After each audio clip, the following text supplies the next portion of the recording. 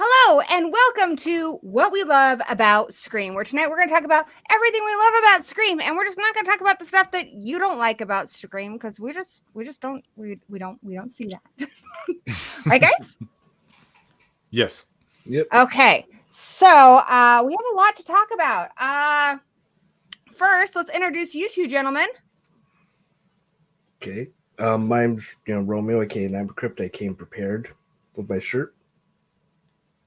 Awesome shirt. My name is Lee. I'm from Drumdums, and I came prepared with my prom night shirt because if they start prom night, they save time.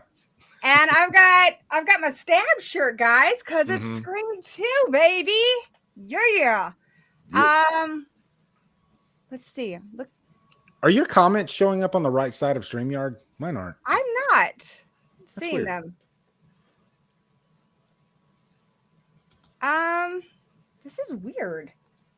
Is it live? Is everything working? I can go to YouTube and see. I'm gonna go take a look. Okay, yeah, you take a look. Okay, it says we're live. Apparently we just can't see the comments like we normally do. So I cannot. Oh, for some reason the video is private. No wonder it says private chat. Yeah, mine says private chat too. Oh. Is it private? Okay, I'm gonna go take a double check on this. Okay. Okay. Sorry for technical difficulties. No worries. It says it's private, so I'm gonna go take a look and make sure that it's not, because it shouldn't be. No, it says it's a public video. StreamYard's being weird. That's all I have to say about that. Yeah, that's probably what it is. Bizarre.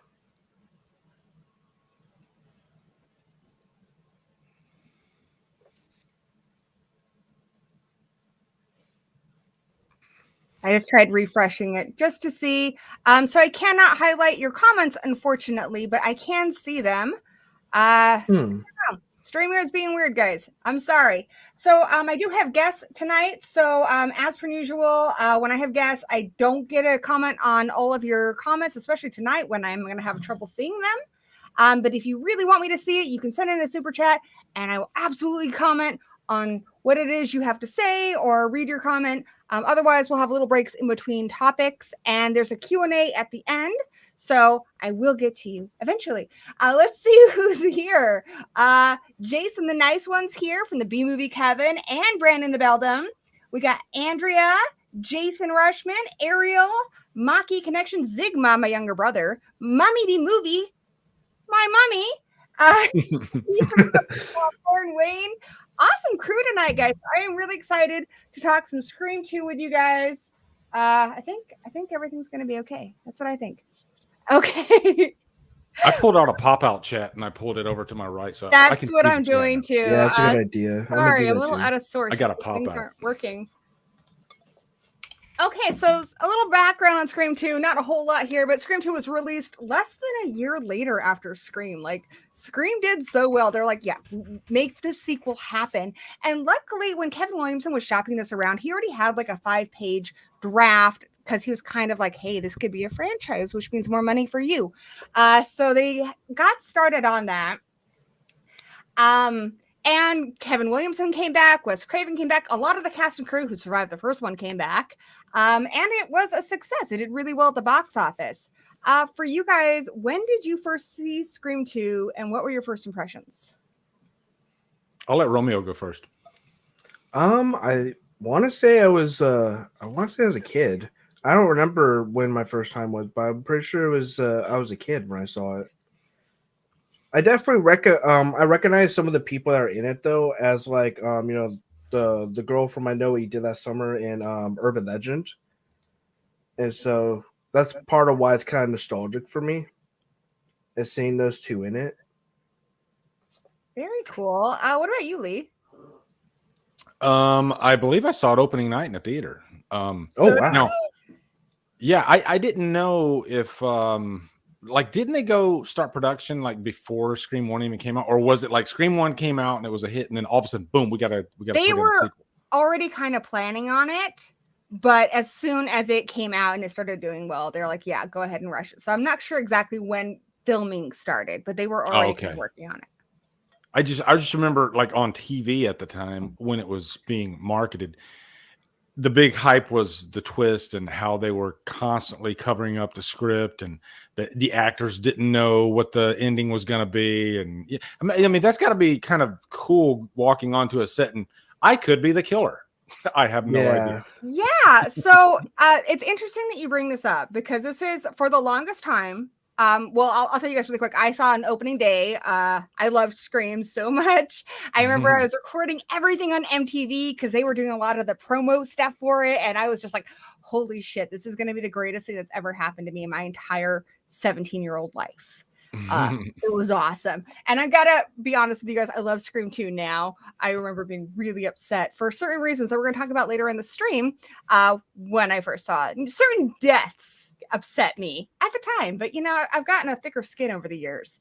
I do want to give a big shout out to Brandon the Beldum for the $2 super chat. He says, so Lee, what did you think of Jeepers Creepers Reborn? I couldn't escape it. Backstory on that, today I threw on I was Hulu, you know, it's on Hulu, and I was like, okay, I've been avoiding this movie forever, I'll throw it on, I got some time. And I made it about 30 minutes in, and then I posted something that basically said, I'm 30 minutes in and this sucks balls. So it really so he was wondering what I thought. Oh, it's awful. I didn't even finish it.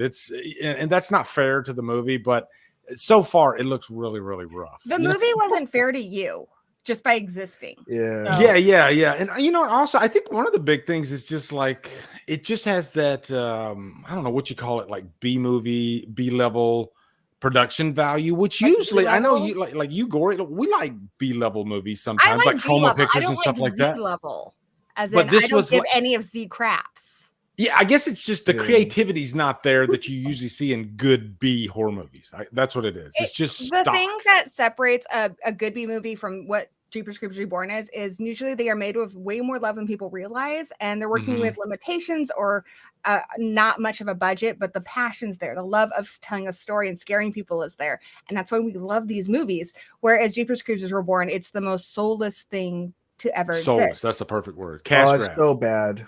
It's so awful. I finished it. It was. I wish I didn't. And I got a little thank you for you, Brandon.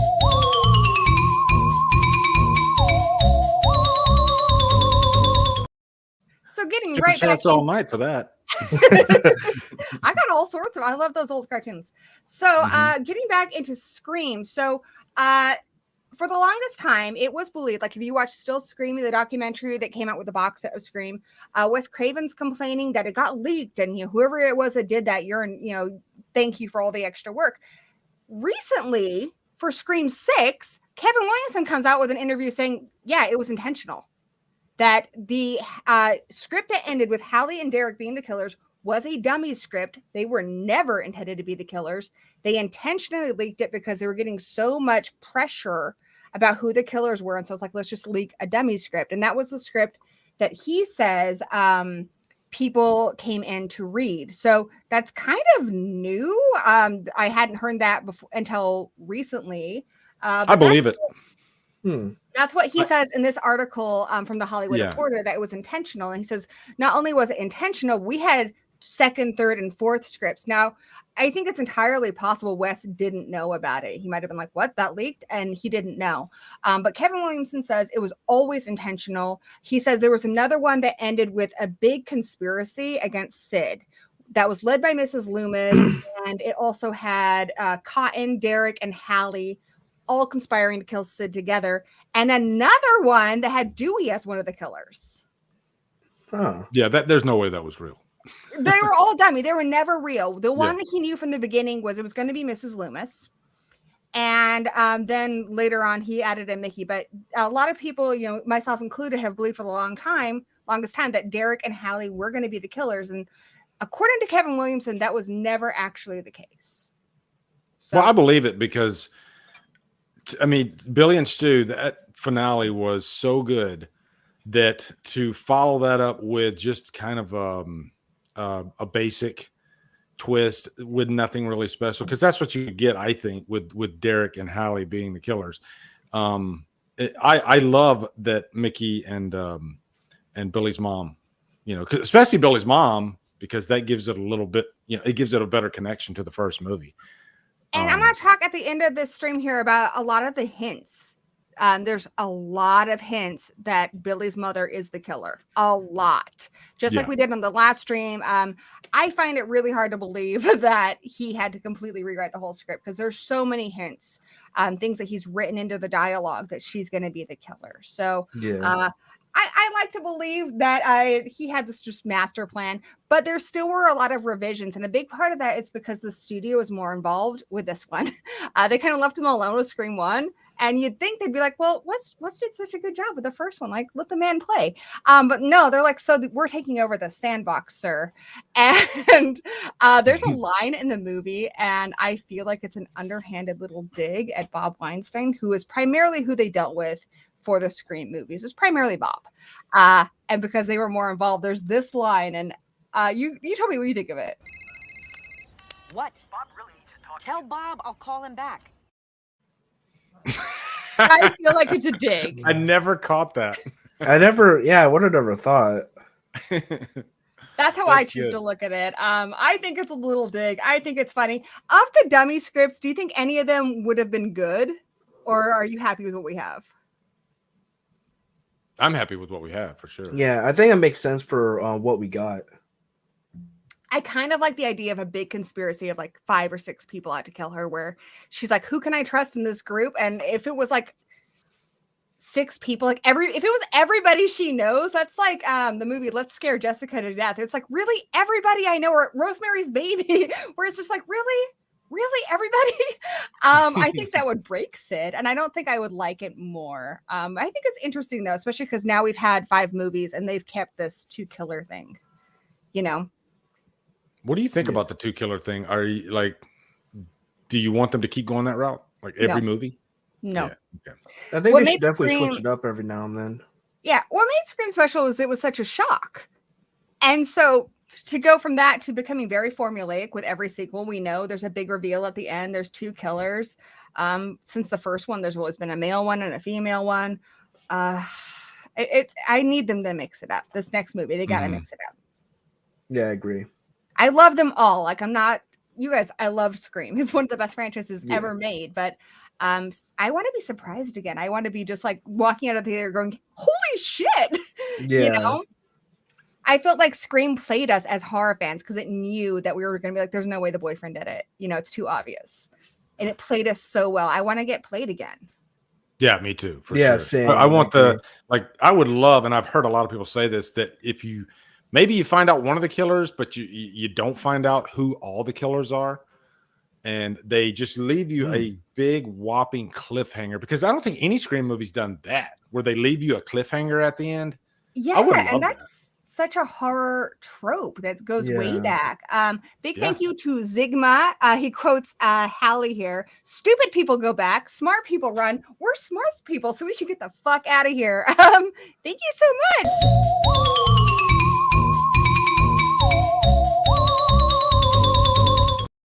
That is my gratitude to you. Okay, so in a nutshell, the plot is it's 2 years since Woodsboro, and there is a copycat killer that has followed the Sidney crew to Windsor College in Ohio, which I think is very fitting because it's, they're in the Midwest now, and Kevin Williamson has two primary inspirations, and that's like John Hughes movies, which is in the Midwest in high school, and slasher movies. So of course they should go to Ohio. It makes sense that they go to Ohio. I never realized it was in Ohio. Yeah. So here's the copycat thing. They don't go with it super far in, but I think that's the killer's way of kind of mixing things up a little bit. But initially it does start as kind of a copycat killer. And like we did with the last one, let's talk about the opening scene. So I will say this is at the Rialto, which is in Los Angeles.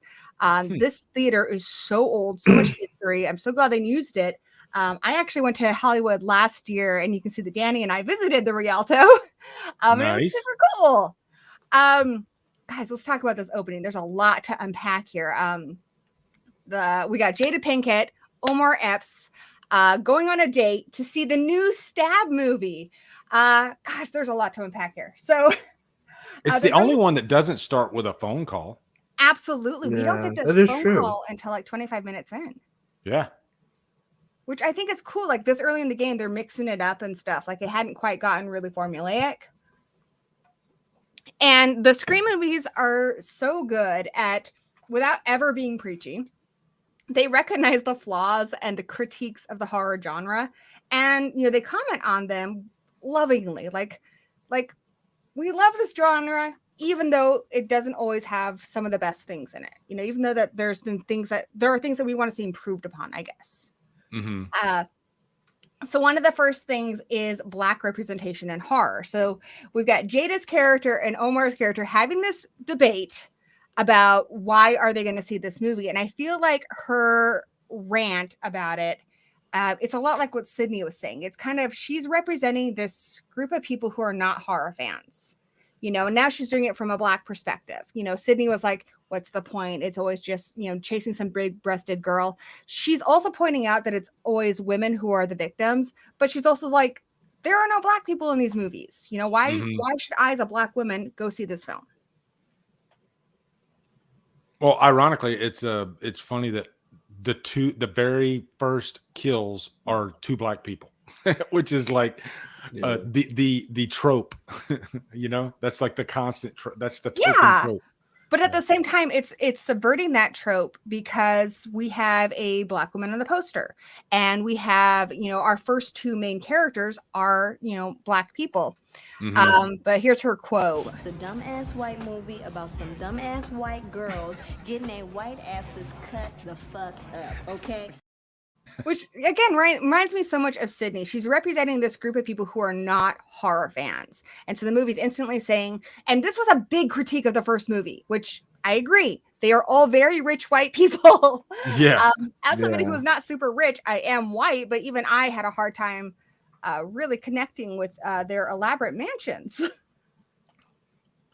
One observation I have about the opening of Scream 2, as far as like the danger of a scene and like unbeatable odds, I would think that the opening of Scream 2 over the whole franchise, like if Sidney was in that situation, she's in the theater, it should be hard pressed to escape, to get out of that. That's completely 100% blindsided because you have everybody dressed up like Ghostface. So you could be the ultimate final girl, and you're still going to be hard pressed to get out of a situation like that. Yeah, people don't really bring that up, but it's a very dangerous situation. The opening of Scream 2. I also love the production value here. The way it's all set up. Oh yeah, this is like the coolest opening of a movie ever. Not only that, they give them costumes And it's in stab-o-vision, which is from a horror standpoint. I'm like, oh my God, I get a costume and a glow in the dark knife. And there's all these crazy people who are horror fans. The horror fan in me is like, this is awesome. But then they make a really good point. They are going into talking about another critique of horror is this kind of idea of true crime as entertainment. You know, in the first movie, he tells Sid, you know, just pretend it's all a scary movie. It's just a movie. And you hear that a lot, you know, when people are talking about horror movies. It's just a movie. But then we have this girl. I am not going back in there. Come on, you chicken shit. It's just a movie. No, it's not just a movie. It's a true story. All these kids got killed a couple years ago in California. And that's the truth. These people were killed 2 years ago. Yeah. Young people. Yeah. And we have people dressing up as the people who killed them. They're like celebrating it. Yeah. It's gross. It's really gross. But as the Yeah. horror fan, I'm kind of like, oh, that looks super fun. Yeah. The only thing that takes you out of that notion that you don't even think about it is that it is fiction. But Yeah. if Scream were actually based, you know, character-wise on actual events, it would be a little different. You wouldn't see Yeah. people dressed up as Ghostface as much, you know? Yeah, it's kind of more like how sometimes people dress up as Dahmer or something. For Oh Halloween. yeah, because of that Netflix shows, people started doing Yeah, that. it's a little gross. I do want to give a Yeah. quick shout out to Mummy B Movie for the $10 super chat. Thank you, Mummy. You don't need to give me money, but I do appreciate it. I'm gonna find you a really good one. Check out this groovy dance.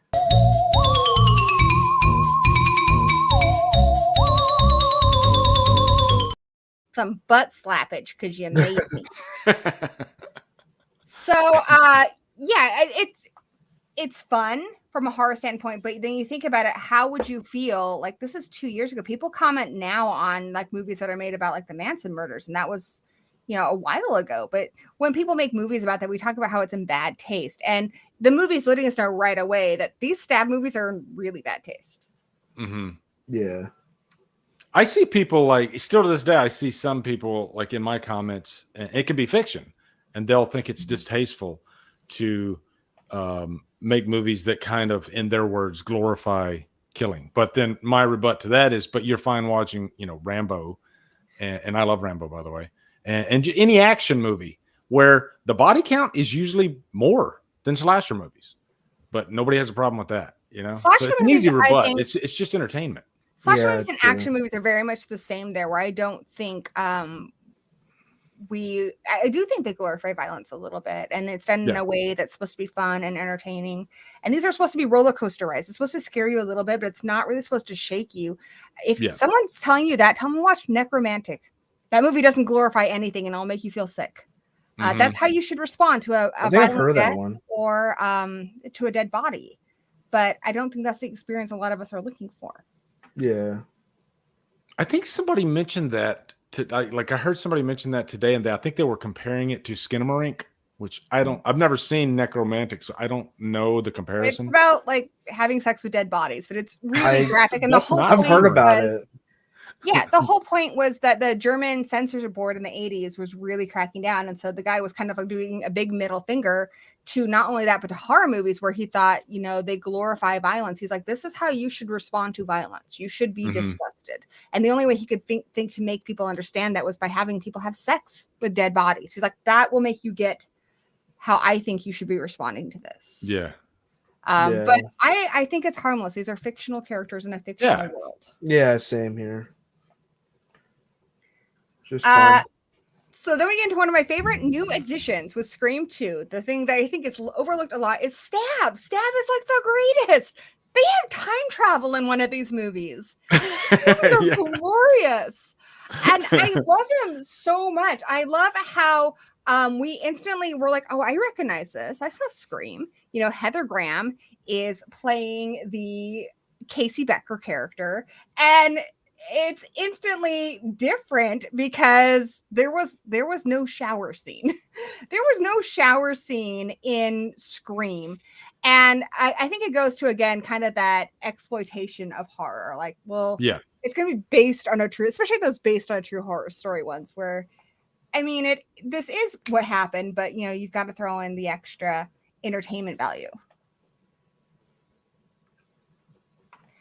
Well, it seems like Scream like refuses to show nudity, and I wonder if that's. I I wonder what's the reason for that, because that is that's like one of the biggest tropes of slasher movies, at least in the 80s. So maybe that's what it is, because you don't really see nudity as much in like today's slasher movies. Yeah. Some of them you do, but I agree. Scream, it's like that's one of their checklists is like, do not show nudity in these movies. Yeah, they hint at it, but they never actually show you breasts. Yeah. But they do comment on it, and they're definitely commenting on it here. Everyone's excited because she's going to get naked. My favorite part about this is because it's also pointing out the absurdity of it. Like, why is she taking a shower right now? Some scary stuff's going on. Why is she taking a shower? My favorite part is that she's also making popcorn. Like, they got the popcorn thing right, but she put the Jiffy Pop on right before she hopped in the shower. Yeah, something's off there. Yeah, why did she do that? Because movie. I love that the stab movies are just ridiculous. And like, again, it makes you wonder, all the movies that are based on a true story makes you, understand like how much of it they're probably getting wrong, because they're trying to entertain you. They're not just reporting on a true story. Yeah. Sometimes I wonder if they did like a spin-off movie series of Stab, and like you say, time travel. Like, what if they made that movie? A Stab movie, but because they wouldn't make the first one, because the first one's pretty much a remake of the first Scream. But what if they dabbled in something just way far out of left field? Yeah, I would love to see those. I'd be down. They mentioned that one of them has time travel, so like, where does it go off the rails? Because the first one's pretty close to Scream. It also, they were doing so much in this opening scene, which I think is so impressive. They're actually doing more in this opening scene than even the first one did. I think the first one had a stronger opening, I guess, overall for creep factor, but just the amount of things they're commenting on here is impressive. They're also because Jada, her character represents a person who's not a horror fan. And what do horror fans do? One, they think they're smarter than the characters. It's like, yes, but if you were in that situation, I think you'd make some dumb mistakes too. He's also shouting at the screen, which is something my husband Danny Nightmare does all the time. I'm like, honey, they can't hear you. What are you doing? But I think horror fans do that too. I also love all the little nods in here. It's directed by Robert Rodriguez. It stars Tori Spelling. It's got Heather Graham, Luke Wilson. And I think what I love most about all this is it shows that the Scream movies do not take themselves super seriously. They're able to comment on things like how excited these guys are about seeing Ghostface. This is the costume of a real killer. Like, that's kind of dark. But, they also just have ridiculous stuff in these movies, like the Stab films, like this little clip here with Tori Spelling, which is almost exactly like the first movie. My mom's dead and she's never coming back.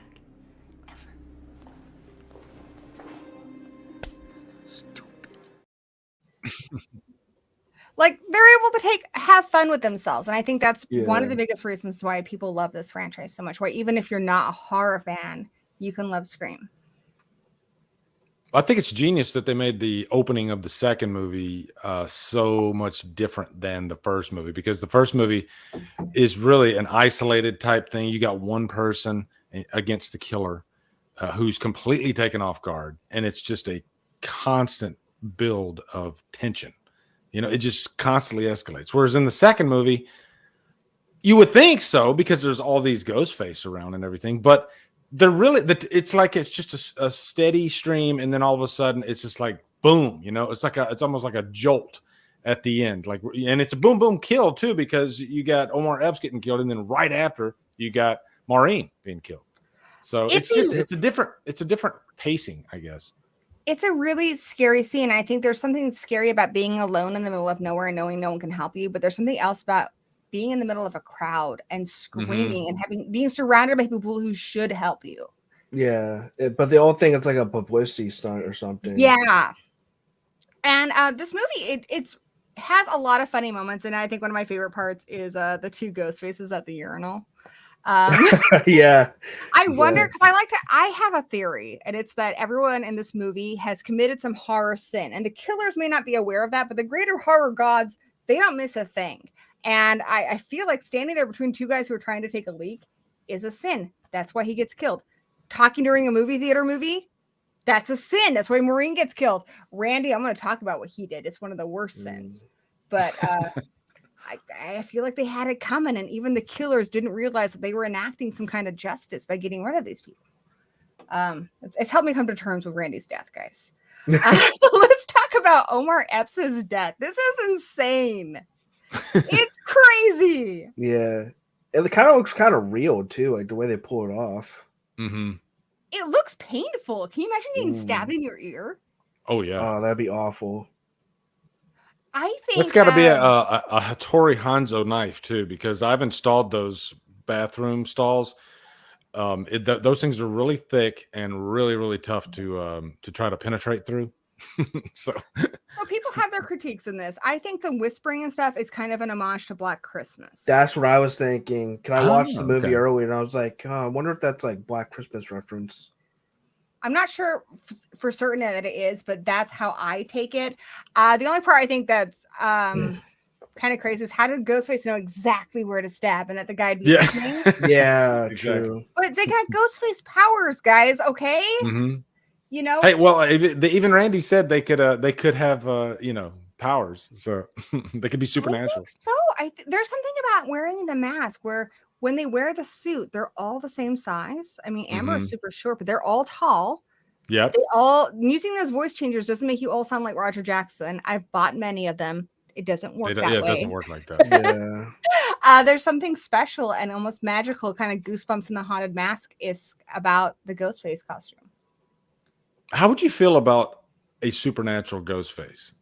Like, that would take the franchise into a new territory, of course. I'm down. That'd be kind of cool. I like to see how that works. Yeah, if they tied it in with the story really well. But I think it could open the door to some interesting storylines.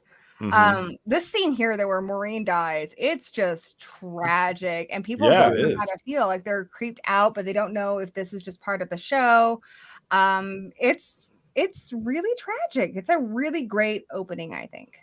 Yeah, I agree. Well, it kind of reminds me of that back in the 60s, there was a woman and she was stabbed like 38 times outside of an apartment complex. Wow. And not one, and everybody in the, they looked out their windows and they heard her screaming for help, and not a one of them called the cops. Because I guess their thought was, a gathering, a group, they assumed that somebody else was going to call the cops. So they're just not going to do it, and that was a real case that really happened. So every time I see that opening with Maureen and she's sitting there screaming in front of all those people, it makes me think of that story. I think individual people can be really smart, but mobs, groups are stupid. And I think we look towards our person beside us and what are they doing? Are they clapping? I should clap. Are they laughing? I should laugh. We look towards our neighbor about what to do. And if nobody's helping, I think we largely do that. It's harder to when there's like 80 people and you're the only one to do something. Yep. You literally just said basically something that George Carlin said. George Carlin said he was kind of a loner and he didn't like dealing with groups. He said, I like dealing with people one-on-one because then you get the real person. But the second you get a group of people who know each other and you've met them for the first time, then you're not getting, authenticity. You're getting a collective.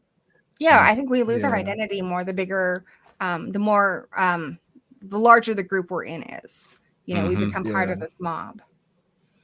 So now we're going to talk about, obviously, the queen, everyone's favorite final girl, Sidney Prescott. Everyone. She's a lot different this time around. The first one, she's really naive. Like, she just trusts people. She knows, sometimes your boyfriend's a killer. Let's talk about how Sidney's changed since the first movie. Well, she's definitely more on guard. Like right away at the beginning of the movie, she picks up the phone and she's like, I'm not buying it, she's over it. And she probably gets prank calls all the time, which isn't she is she in hiding in the second movie or not really? She's still Sidney. So yes, the third movie she goes into hiding. So there actually is a really good quote in this film where I feel like in this movie, she's kind of in between stages. Like she is still trying. I always said that Sidney Prescott is somebody who refuses to be in a horror movie. She wants to be in a teen comedy or a teen romance. She doesn't, she's not somebody who likes horror movies. She doesn't want to be in one. And she wants to be able to choose her own genre. And in this movie, she's still trying to find a way to be in college and have a boyfriend and have friends. And, she asks, Dewey's like, hey, the killer's somebody you know. And then she says this. What am I supposed to do? Just cut everybody off, crawl under a rock? What? Because she doesn't want to have to do that. But in the third movie, she does. She completely cuts everybody off. She goes into hiding because she's learned from the experiences of this movie that she can't trust anybody. And even if she does trust somebody, they can get hurt. And I think that's ultimately what makes her go into hiding. Yeah, completely get that. True. Because you feel like, first you're scared for your own life, but then when you start being responsible for, other people's lives, then that's a heavy weight, Yeah, she just don't want to let people too close, whether it be that they're after her or they could get hurt. I mean, they call her the angel of death in part 4 because everybody around her dies. It's a heavy, heavy burden to bear. And I think if it was just about her, she wouldn't cut people off. And I don't think she realizes how much of a target she's going to end up being in this franchise at this point. So she's still trying. But by part 3, she's like, yeah, nice guy I dated died for no reason. I'm gonna go into hiding. Can you imagine being Sidney Prescott? Would you ever be able to get trust back? I think it would be impossible. I think she is a wonderful role model, I guess, or hero. I want to say hero for people who've experienced trauma, because we have a lot of these people and they either die or they somehow fall into some kind of like look at the end of Texas Chainsaw Massacre. Like, she's alive, but is she alive? She's insane. Yeah, she has lost her damn mind. And so Sidney shows that you can experience trauma, and that trauma doesn't have to define your life. You don't need to be defined by the worst thing that ever happened to you. You can change your genre. You can be in that romantic comedy. You can have a marriage and children and live the life that you want. It might take a while, but you can have that. And the fact that she does learn how to trust and she does persevere and push through, I think that's what makes her honestly, not even best final girl, the best character in horror. Yeah. You make a great point, Gory, especially when you talk about Sally, because a lot of people do want to mention Sally amongst like the great final girls. But if you really like, if Texas Chainsaw Massacre came out today, the first movie, judging her actions, horrible situation, but she never really the only thing she does to rise up is jump out a window and run away. She never like faces the danger like so many other final girls do. So it's hard. Just because she's one of the first, I think that's why people put her in there. But yeah, Sidney she Prescott, does she come faces it back head on for that new one that came out last year. The 2022. Yeah. I disagree with that one. The way they used her, I think it actually is a fun movie. I don't like the way that they used Sally. It's a fun movie, but I feel like it's not really like, I don't know. They didn't really need to use her, in my opinion. No, they didn't. I agree, dude. We're gonna have to do like this is the one chance for Sally to come back and get redemption. And what do? We pick her up and throw her in Halloween. Now we're doing Scream. Eventually, we're gonna do all these franchises. So I will be calling you gentlemen back because that's one I'd love to talk about, because I do love Texas Chainsaw Massacre. There is a really good quote in here, and the other thing I like about Sidney is it's like you talked about Sally. Like, what is survival? Is it your physical body being alive? Or is it more than that? Sally Hardesty is not having a life. You look at Next Generation, she's still in an asylum. That's how I picture her to this day. Yeah. I don't think, I think that's a tragedy, unless she's maybe like the gal at the end of The Descent where she's happy in her madness. But I think Sidney shows us that your mental health is just as important as your physical well-being, and she's finding a way to cope. And one of the ways she does that in this movie is through theater. And there's a really great quote. David Warner, who's also from The Omen and other great films, plays Gus, her theater director for this play. And he has this really great quote. None of us can avoid our fate, but as an artist, you can honestly face it. So it shows that she's using theater. She's using art as a way to take care of herself mentally, to cope, to find this inner strength. And that's what sets Sidney apart. She never loses her damn fight. And that's why I love her. She's never broke. It's like when you talk about breaking horses, they're not dying, but it's horrible when you watch like movies like Black Beauty and you see a horse get broken. You don't break Sidney Prescott. She even says in this movie, she's like, I'm not glass. I won't break.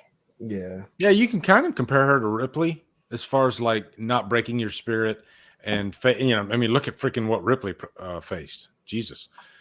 Constantly. Another great franchise. You know, I love that. Can you imagine waking up 53 years later and having to face that again? Ripley's definitely one of them too. They're just these women who I think when we're at our lowest, we can look to these people, and I think they give us some strength. You know, they give us heroes, and we have those in all genres. And in this genre, Sidney Prescott is our Rambo. She is our, you know, one of those great heroes that it's like she inspires you. Definitely. At least for me. Definitely, yeah. I completely agree. Yeah. Something else that's interesting in here is she's in the play Troy, and she plays Cassandra, who Cassandra was the one that warned everybody about what was going to happen to Troy, and nobody listened to her. She knew it was going to end badly, and her warnings fell on deaf ears. So it's fitting that she plays this character because she knows this is going to end really badly from the start. But, you know, Derek's like, it's fine. I'm not going to go anywhere. Honey, you should have left. You should have booked it. Like, you're just not going to make it. The other thing that was really cool about these scenes is Neve Campbell is a professionally trained dancer. So in these opening scenes, not the opening scenes, in the theater scenes, in the play scenes, you can see some of her talent. She says that her ballet dancing training helps her with stunts, but it's cool to see her actually do some dancing. I get a little bit of an Italian horror vibe from the final act. Just because visually how it looks and everything, and it's got the, you know, like the movie Opera from Dario Argento. I see a little bit of that, and that's one thing I kind of just picked up on too after all these years. You know, I've watched Scream 2 so many times, but I think the last time I watched it, and I was like, oh, because I had just seen Opera. And I was like, I wonder if they took a little bit of influence from Italian horror with some of the, you know, this final act. And maybe that's why, because Italian horror is very operatic, you know, just the way it's presented. And I kind of got that vibe from the last act of Scream 2. And I think that's one reason why I love Scream 2 so much is because that final act, it's so different. It feels epic, actually, than the first movie, but it's still so emotional and so effective. I agree. I actually think it's really cool that you mentioned that because I had a completely different read of it. I was going more James Whale, like Frankenstein, Universal Monsters. We're in the you can definitely the blocks falling down and stuff. A lot of those end with a castle crumbling. But yeah, I think there's a lot of different. It's a very theatrical ending. It's a big ending. You know, like it's an operatic ending. It definitely went on down to like the color scheme. You can see like the reds and the yellows and the blues and all that stuff. A lot, you know, and Italian horror movies, they're just very colorful. So it was kind of cool to see that in Scream because Scream's not really known for being one of those, I guess, really colorful, cinematic, you know, European horror-ish type. Look at that picture. It's gorgeous. Me, that screams Argento. Yeah. And I was going to talk about the visuals later, but this is a great time to talk about it. One of the things I love about Scream 2 more than any of the other movies, I think this is the best looking of the entire franchise. Absolutely. The colors pop. Like even during the commentary for Jamie Kennedy, he's like, wow, they made us look really good. Like everybody looks great in this movie. Like they're just cast in gorgeous light, bright colors. And I think it's because these movies are Sidney's movies, and Sidney is not a horror character. So for her, this is like, she's trying to be in Say Anything. She's trying to be in a John Hughes movie. She's not trying to be in another fucking Scream movie. Yeah. And the color scheme represents that. And I think it's really cool the way they kind of clash together. You know, it separates it from other slasher films. Completely agree. Definitely. And she's also, we also see that she's dealing. It's not like it's super easy for her, like compared to like Sally and stuff. She is dealing with PTSD. She is seeing Ghostface when Ghostface isn't there. So it's not easy for her. She's struggling, but we know that this is an ongoing journey. It's not something that's going to be resolved in this movie. It's going to take a while.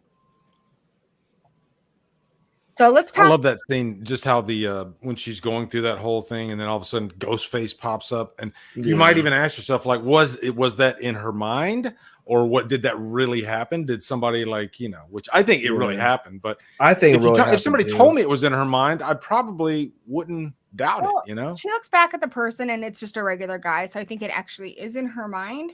But we know that she's not confident, because when Derek shows up, she's like, "You've been here the whole time?" Mm-hmm. So we are supposed to question it. Yeah. All right, let's talk about. So we get into the film class, and we meet Cece, played by Sarah Michelle Gellar, who Kevin Williamson got her because he just killed her off, and I know what you did last summer. And we get Nikki, played by Timothy Oliphant, and Joshua Jackson as film guy number 1, because he got him because of Dawson's Yeah, he's like Creek. one scene. Yeah. So here's the scene I wanted to talk about. I wanted to talk about a scene because I believe that the characters in this movie, they're committing horror movie sins, and the greater horror movie gods are making the ghost faces like enact some kind of justice. And one of the things I think Randy did is Randy corrects Pacey. I'm just gonna call him Pacey. Yeah, might as well. Joshua Jackson he corrects him on the aliens quote, which is "Get away from her, you bitch." Joshua Jackson actually screwed up when they were filming this, and Jamie Kennedy didn't know what to do, so he just kind of went with it and said the line that Pacey was supposed to say. But this is what's in the movie, and Randy did correct somebody and was wrong, and that's a dick move, dude. This is film class, right? Like, he's all like pretentious about it. Ooh. Yeah. Aliens is a classic, okay? Get away from her, you bitch. I believe the line is "Stay away from her, you bitch." It's film class, right? Yeah, it's film class, right? Get the line right, Randy. This is why he died. That's why he died. Now, let me ask you this. This is YouTube speak, but is Randy technically the first actually guy? Yeah, he is. I think so. He is. So he's And like that the is why best he's part dead. of fandom and the worst part of fandom, because He nobody really likes is. actually people. This is how I came Yeah. to terms with his death. Yeah. After watching this movie, because I was like, why did they kill Randy? He was us. He was the horror fan representation. We need him to tell the rules. That's why they had to kill him. They had to kill him because he actually'd somebody. Yep, you don't actually. You don't do that. You don't do that. He didn't know about that rule. I actually made a video lamenting George P. Wilbur. Pouring my heart out. This is my idol. This is the guy that like scared the living shit out of me. I got an actually comment in the Really? comment. And I was like, "Are you sick?" And it wasn't even like I didn't even say anything wrong. I just didn't reference Tom Morgan in the movie because I wasn't talking about Tom Morgan. Somebody was like, actually, Tom Morgan's at the beginning. I'm like, oh, go fuck yourself. Yeah. I don't need this right now. As a horror fan, the actually guy is about the most annoying thing ever. Oh, it He is. Probably went home, rewatched Aliens, and was like, fuck Randy. I had it right. It's Unless the I'm actual- asking you for the correction, don't correct me. It annoys the just shit out don't. of me. Just don't. Yeah. Just don't That's do not it. how Don't to be be that a guy. part of the conversation. They also have a conversation which is very self-referential on the sequel sucks. The original is always better. And that's not true.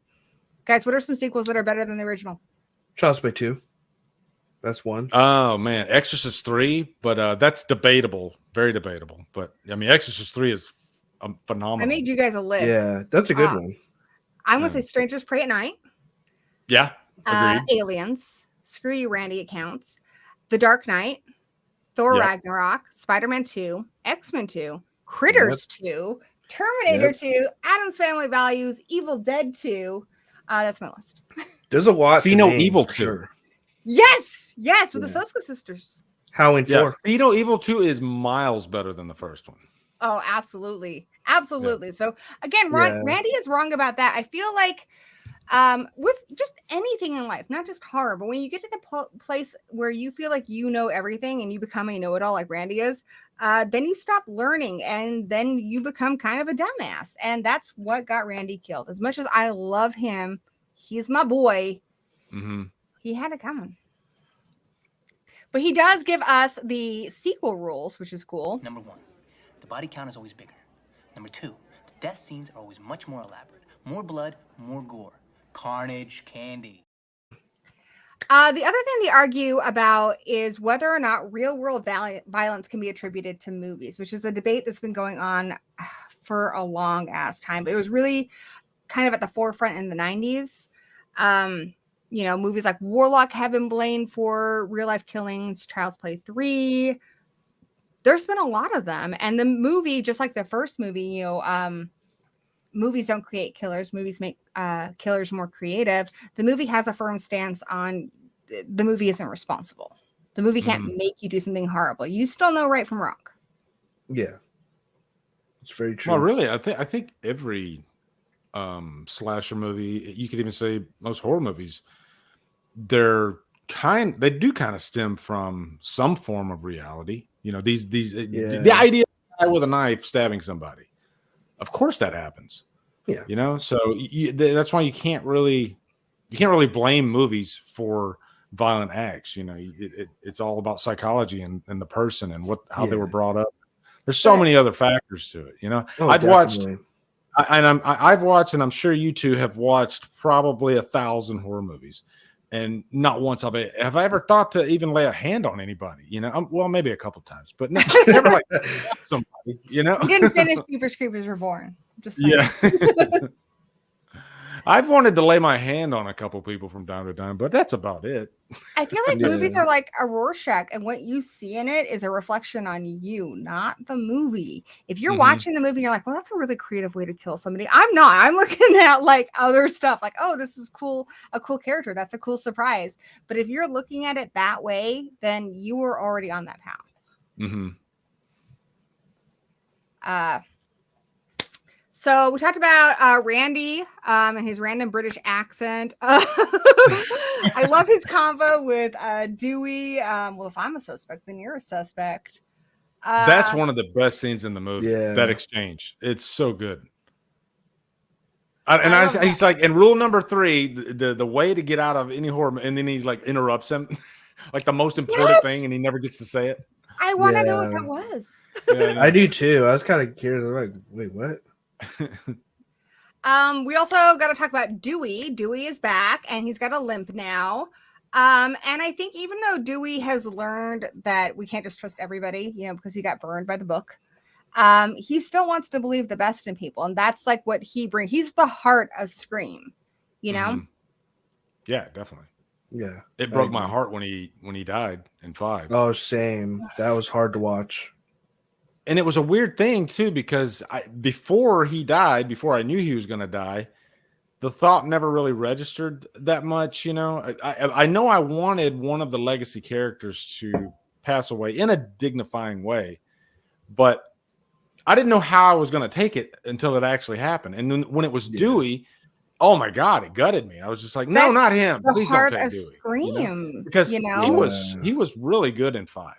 Up until he died. I wish he hadn't died, but I do agree that the core 3, and they get cemented in this film, it got to the point where they were untouchable, and I do think they needed to kill one of them. I kind of wish it was Gale, but yeah, me too. I wish it was Gale. Yeah.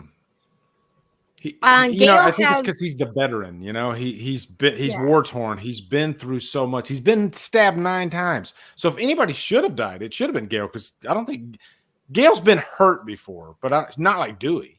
Yeah, she's gone off easy a lot of times. Yeah, Dewey for me, he's the heart of the group, and you need him. You need, especially when Sidney has moments where she doesn't want to trust people, like she needs Dewey. Whereas Gale, she's tough as nails, but Sidney's already tough. Hey, one observation: that photo that you see Gale of, and it's of her and Dewey, but every time I see that photo, it looks like it could be her and Dewey's son, because that picture of Dewey is so young looking that it looks like it could be a kid. Oh, in the new movie? Yeah, in 5 and 6. That's There's interesting. that picture is actually in Dewey's. Yeah, I didn't think it looked like trailer. Dewey very much either. Yeah, it doesn't. It looks like it could be their kid. He looks like really young, so it's kind of it That could would just be be just a funny interesting. angle, but Yeah, I didn't think it looked like him either. And then someone told me that it was him. I'm like, oh, I yeah, kind of weird. but I like that Gail in this, like she doesn't sacrifice who she is. She's somebody who's very opportunistic. She cares a lot about her career, but she has integrity. She cares about solving this case. And she, we see that she does like genuinely good people like Dewey. And that's one of the things that kind of helps her to evolve from this kind of like bloodthirsty reporter. And then also after Randy dies, I also like that when they're having that exchange, he suggests Gail is one of the killers, and Dewey's like, no, she's not a killer.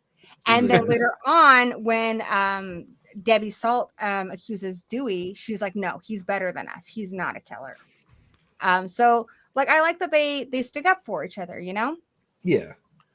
I think I'll even say I think I prefer Gail in 2 over any of the other movies. I like her a lot in this movie because you're really rooting for her, and she's still really tough, but you can see that softness that she only shows to Dewey, and we know that she's a good person underneath this. Yeah. Like this quote here. What about this ex-cop Dewey Riley? It's kind of strange that he showed up. Yeah, what's he doing here? Dewey's a good guy. Unlike some of us. Like she knows that she's ruthless. She knows that she's a bitch. And I know that she's had to do that in order to advance in her career, because especially being a woman, you can, have people second guess you. But with these people in this like kind of new Scream family she has, she's kind of letting her guard down a little bit. Mr. Flickster brings up a good point about that. This is the best hair for Gail too, and she goes from this movie to the worst hair. Yeah. Actually, I'll have my Gail Weathers cosplay for the next one for sure. Thanks. You just how to do it. You get a wig, you get a lawnmower, you run the wig under the lawnmower, and then you got Gail Weathers hair. She said that was an accident too. Her haircut in 3, like it was supposed to go down further, but when they cut it too far back, and it was like no turning back. Arquette blames himself for that because he said like you could have Betty Page bangs, but they are way too short. Those are baby bangs. So somebody misunderstood something. So let's talk about some other characters. What other characters do you guys want to talk about? We'll talk about Derek. Let's talk about Derek. Yeah, because like, did you guys think that there was a chance that Derek could be the killer? I mean, the fingers pointed at him, I think, the most, as a diversion, to who the real killers are. I never once thought he was the killer, though. I never thought he was, especially because Randy says it's tired. They've already done it. I think I didn't think he would be it. And what I like about him is Billy kind of represents this bad boy, the bad boy that you hope has a heart of gold, which he doesn't. He's a bad boy. Yeah. But I love that Derek, he is like the Lloyd Dobber in this movie. He does the big romantic gesture, that you see in movies like 10 Things I Hate About You and Say Anything. He is not a horror movie character. He's from a romantic comedy. And that's why Sidney loves him. That's why she still wears his necklace into the next couple of movies. Because he was a romantic movie character who got wrapped up in her horror movie. He didn't. I'll say for the longest time, Scream 2 was never like my second favorite movie. As a matter of fact, for a time, it was my least favorite Scream movie. And I think the reason for that was Derek.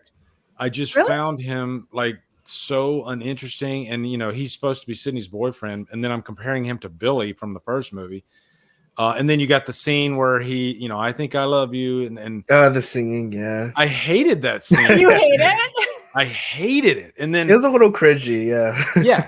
But once I was able to kind of remove him from my mind, then I really saw the strengths of Scream 2 and how great the movie actually is. And he doesn't bother me as much anymore, I really like him. I also like that after he gets kidnapped and they're like, say you love your Greek brothers more than you love Sidney. He's like, nope, I love Sidney. And she's not there. Yeah. He's not impressing anybody. He's a truly like good guy. Yeah. And I think that No, he is also- a great guy. You know, maybe Yeah. it's just I don't like him in the horror movie. I don't know what it is. It's maybe he's too not a horror perfect. movie character. It's Lloyd Dobber in a Scream movie. Yeah, but Lloyd Dobber gets John Cusack, who's like extremely interesting. I know. But yeah, I read, even though I know these are part of the actors, like his scars on his face and stuff, I feel like this is a character the way I read him is that he is choosing to be this way. He's choosing to be a good person, choosing to be somebody who stands by people, even though things are rough. You know, maybe he had something rough in his life. And so he's learned that you need to stick by people, even when it's scary, because he is really brave.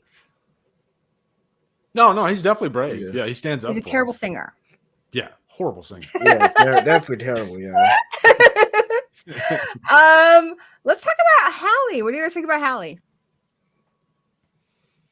I mean, she's just like the best friend. Thank God she wasn't the killer. Yeah. Yeah, I feel like she is underwritten and she does fall into this. You know, the movie Horror Noir really commented on the Black best friend, which really became prominent in the 80s and 90s.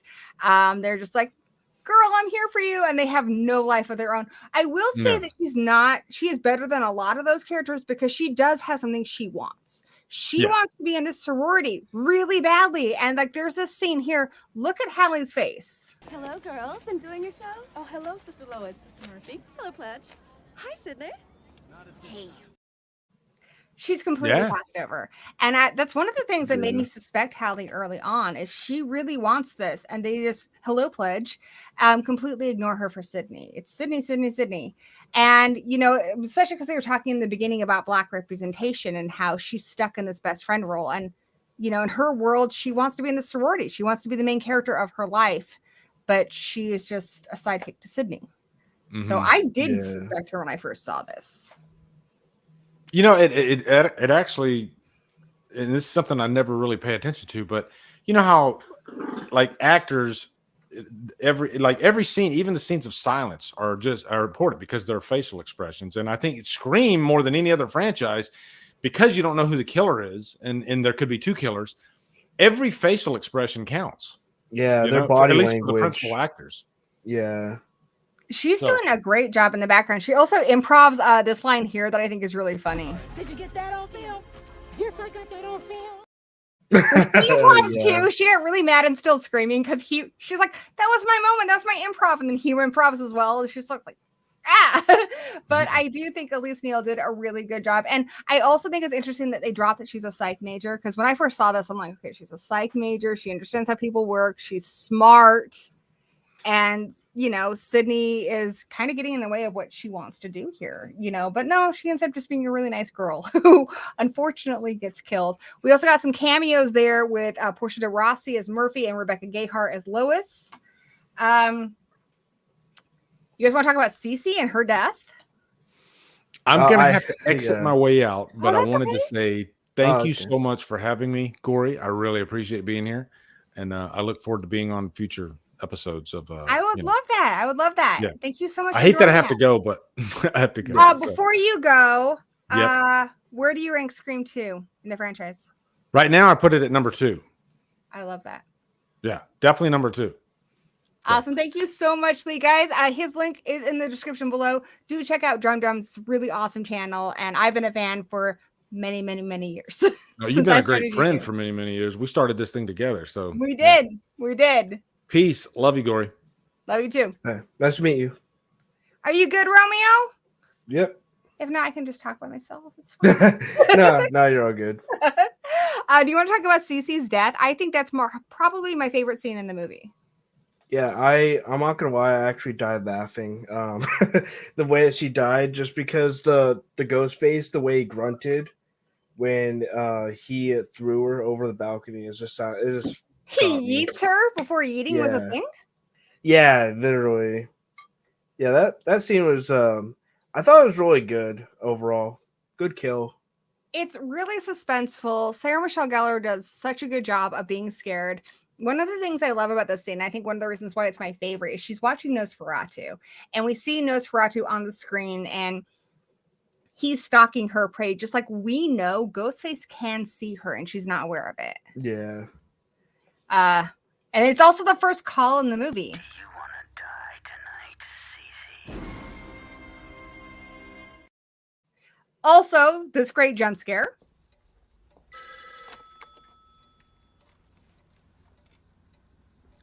Hello? Oh yeah, the way that they did the whole scene was good. Plus, she's Buffy, so that she's watching Nosferatu, I think, is really funny. Yeah, that is true. Because doesn't Buffy like slay vampires? Yeah. Yeah, that makes sense. It is. I wonder if they did that on purpose. I wonder. I think it's clever if they did.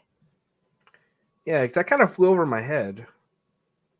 But I think it's kind of cool that, you know, Buffy the Vampire Slayer has Nosferatu on. So yeah, it's like this time she's unaware that she's in danger. Sarah Michelle Gellar is so good at being scared in this scene. We also have a cameo from Marisol Nichols, who was Captain Garza in Spiral. She was also in Vegas Vacation as Audrey. There's some really great scenes where we see that Ghostface slip in the back door behind her. Oh yeah, that's really cool. So cool. Yeah. And it's just a great chase scene too, where she's like throwing the plant at him, throwing the bicycle at him. You know, she really does fight, which is cool. Oh, definitely. Yeah, the way that whole entire scene was really good. And then when we get to trying to find my slide, actually I can't. Okay, there we go. When we get to the party, then we have some more cameos. There's Matthew Lillard in the background. Oh yeah. He actually showed up there because he was dating Neve Campbell, and they're just like, "Oh, be in the party scene." But if you watch during the party scene that's happening during Cece's death, you can see him in the background. Let me see if I can find it for you guys.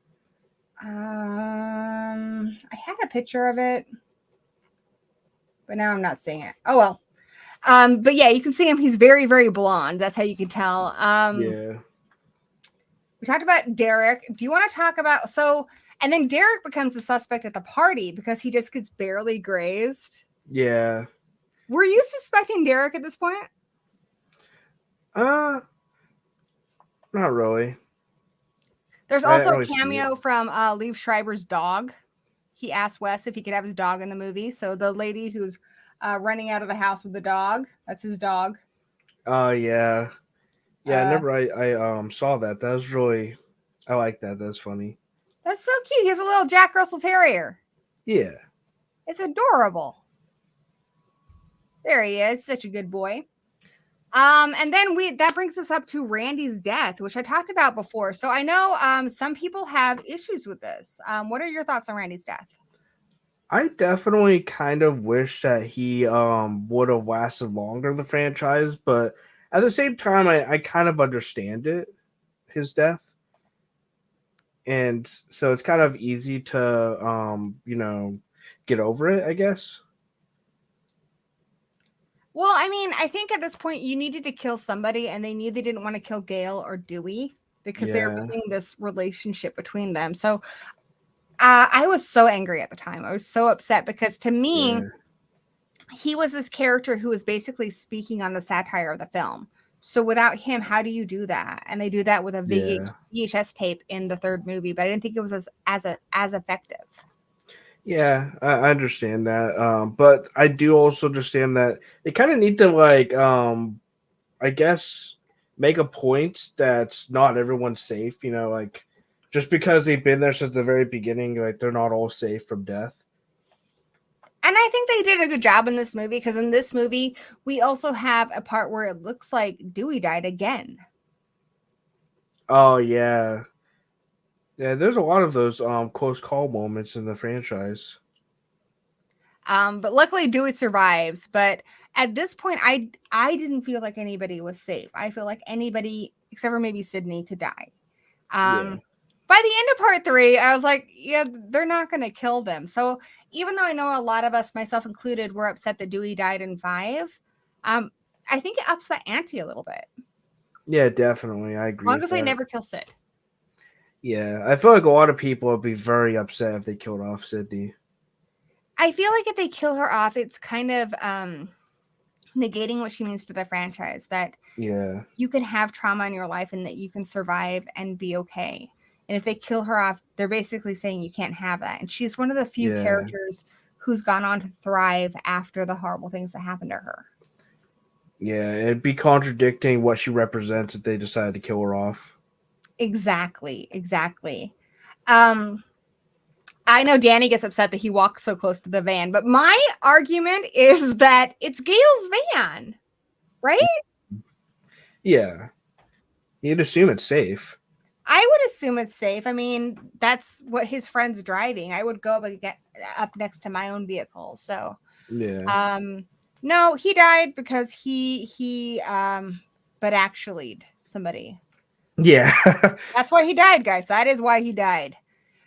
Then we also let's talk about Cotton Weary. So I think it's so cool that he's this little tiny glimpse of a character that we actually see on television in the first movie, and he's one of the more interesting characters in this film.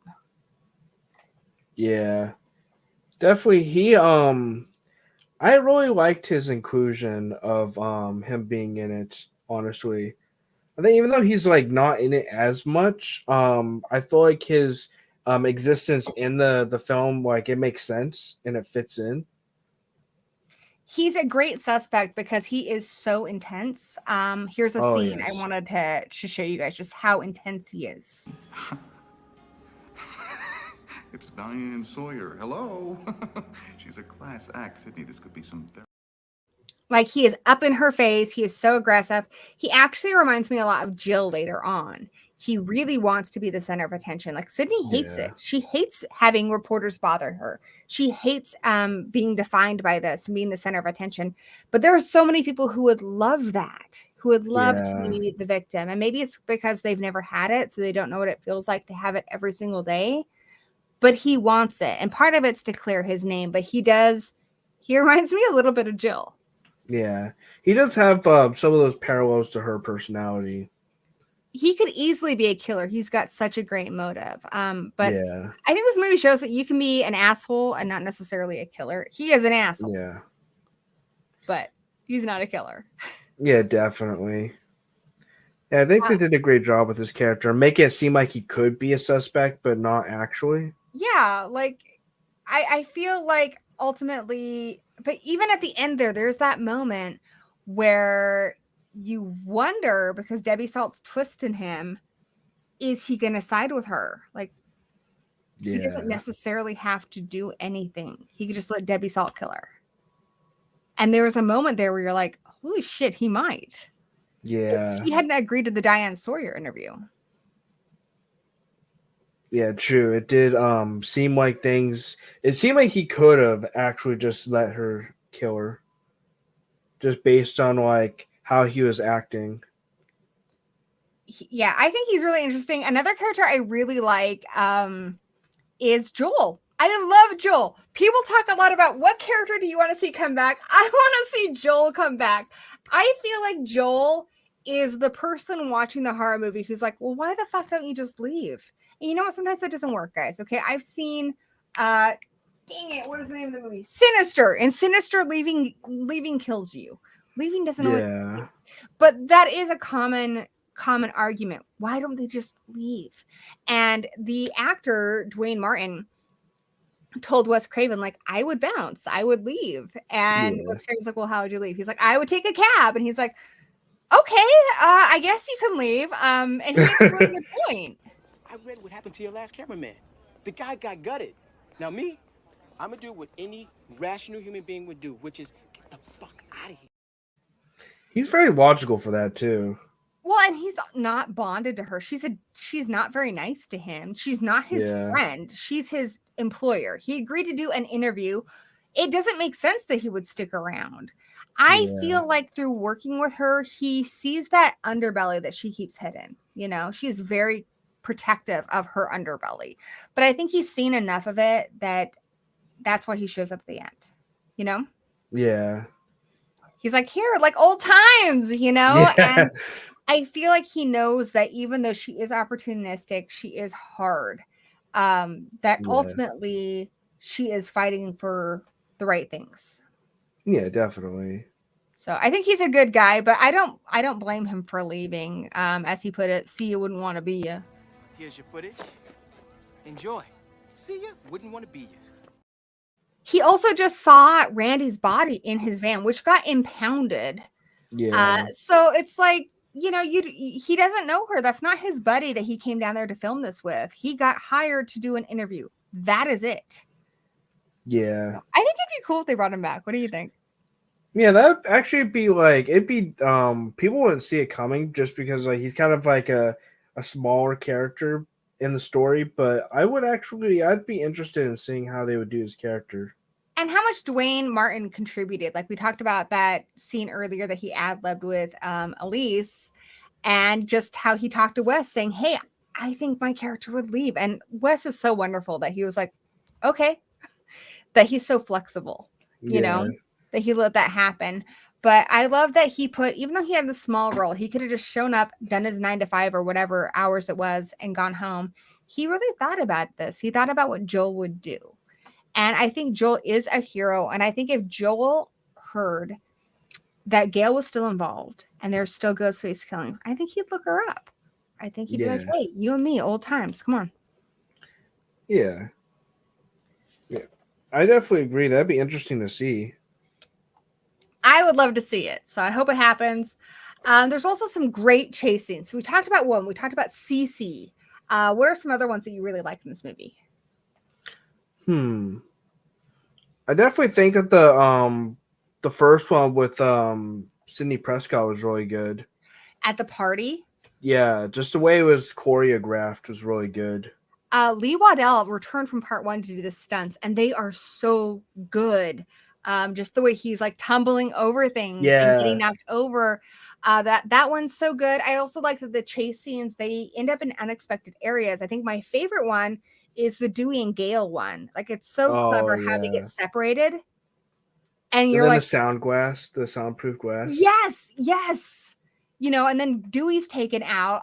There's also the Hallie and Sidney one that starts with them in the car, and you're like, Sidney, take off the mask. But yeah, I think I get why she doesn't do it, you know? Yeah. She hits that car horn, and Hallie is still in the back seat, and Sidney is a hero. If she does it now, Ghostface wakes up, Hallie is dead. Hallie cannot get out. She's trapped. Yeah. So she gets out, and then she's like, okay, now that Hallie's safe, I'm going to go back, but by then it's too late. Yeah. When you put it like that, it does make a lot of sense. Sydney's the best, dude. All right, so we'll take a break from talking about gruesome stuff. Let's talk about music, dude. Music? Dude. I'm going to bring it back to the 90s because this movie was from 1997. Can I call you dude? Yeah.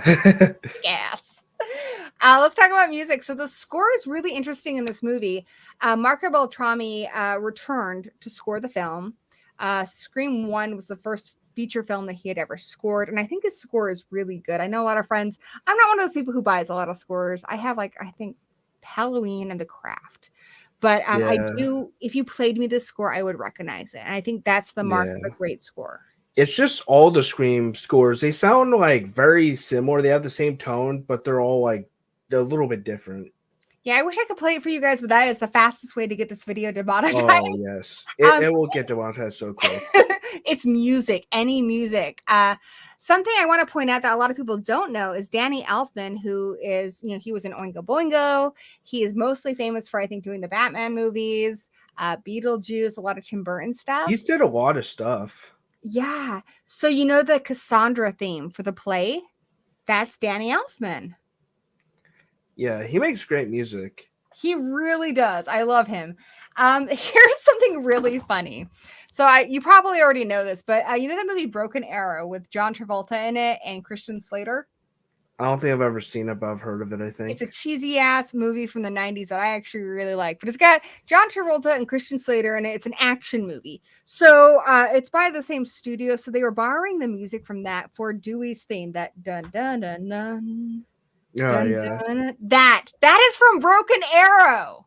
Wow. And they tested this with audiences, and they're like, that's temporary soundtrack. And they're like, no. That perfectly fits him. You can never get rid of that. And we've heard that even in Scream 5. But that was a placeholder from Broken Arrow. but I think it works because Marco Beltrami said that when he was scoring Scream, the first one, he was going with more of a Western approach. And that Broken Arrow song sounds so, it sounds like something from a Western movie. So it kind of fits, you know? It fits him as a character overall. Yeah, he's kind of like this cowboy who just keeps getting back on the horse. Yeah. And I think even when he goes out, you know, he's loading that gun and the shells are dropping down. Like he's going out like a gunslinger. Yeah. And I love just what Dewey represents. He represents that you can be this guy, this hero, this gunslinger, this cowboy, so to speak. But he still has the biggest heart. And there's strength in that. Protecting your heart, protecting the part of you that's the brightest. I think there's a lot of strength in that because a lot of the heroes we see in action movies are people who are very hardened, you know, and Dewey's kind of just a middle finger to all of that, of like what it is to be masculine or to be a hero. Yeah. He's a very caring person. I think especially a lot of us, like when I first watched this movie, I was a teenager. I know you were a young boy. But especially as you get older and you have children now, right? I don't. Oh, okay. I'm sorry. I think but I mean, especially when you get older and you do have children or you become an uncle or, you know, whatever, you realize like that's heroic too. To be a good man is also to have a heart, you know? And you know that even if you don't have kids, you have a mom, you have a dad, you have people you love and care about. And it would be so easy to be hard and just be like, I don't give a, you know, and to be like a John Wick type character, I guess. But I think Dewey reminds us that there's a lot of strength in having that big heart. Yeah, definitely. We talked about the visuals. Let's talk about Ghostface. So Roger Jackson returns. Do you think Ghostface changes at all in this movie? Not really. Like, I mean, he's still like tumbling over stuff when he's chasing people and whatnot. I firmly believe it's just because you have no depth perception in that mask. Oh yeah, it probably is because, you know, when you wear a mask in general, sometimes it could be hard to see through it. You have a big mask collection. I have a big mask collection. When you're wearing a mask, one, you can't breathe very well. You can't see very well. You can only see what's in front of you.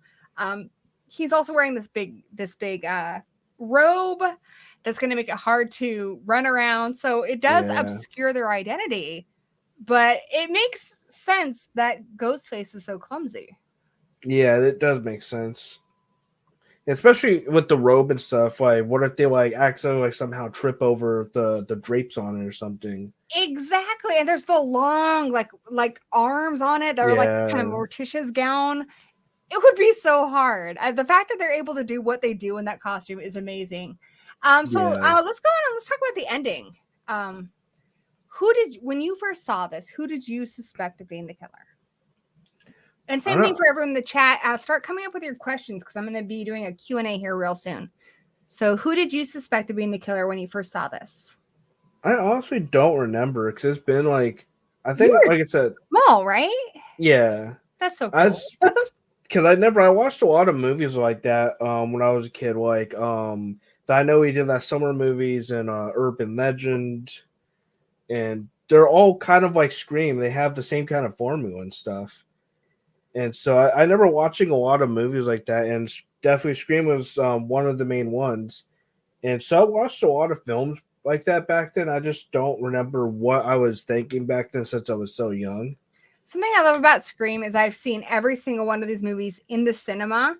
I was 17 when this came out, and I still remember I thought Hallie could be the killer. I never suspected Derek.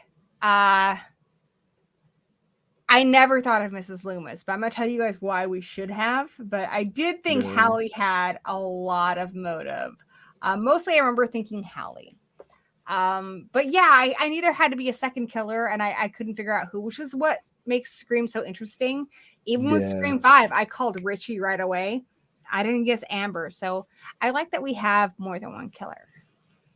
Yeah, definitely. And I feel like they should definitely up it by 2 in the future. Just to make it a lot more confusing. 4, 5, a cult. Yeah, like there's like people talk about there might be a cult of Ghostface or Scream 6, which I hope there is, because that'd be interesting. I hope so too.